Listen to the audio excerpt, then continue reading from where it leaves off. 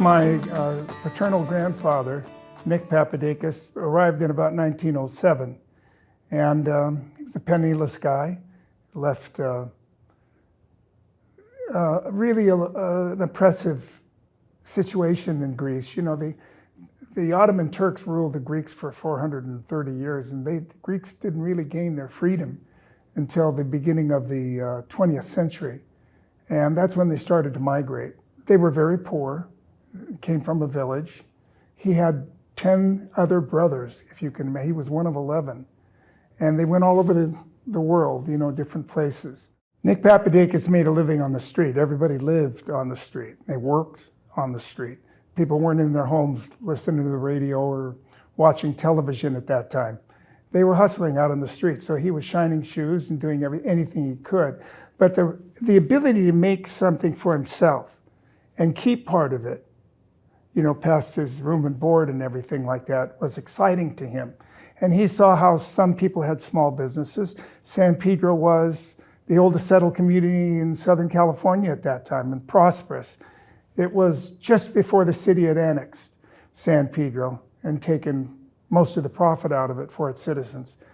So he was freewheeling. And he learned certain businesses. He saw that restaurants were prosperous because the seamen would, you know, have to go out to. So he created a restaurant called the Richelieu. And he did very well. Soon he opened another restaurant called the Anchor Cafe. After that, he developed some real estate, and he built the LaSalle Hotel on 7th Street. It ended up being 110 attractive rooms.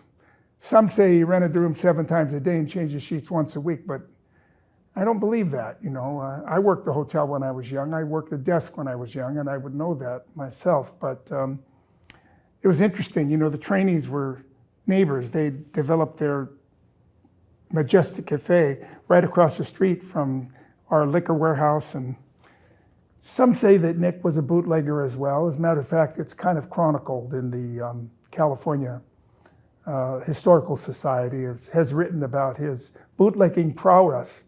Gave a good deal, good booze, good wine, and he had a number of warehouses all through the town.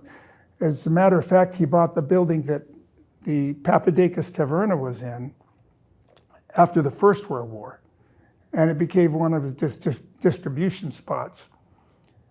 It was it formerly was a post office, and he bought that building and then developed it, and it became a bar and restaurant for many years.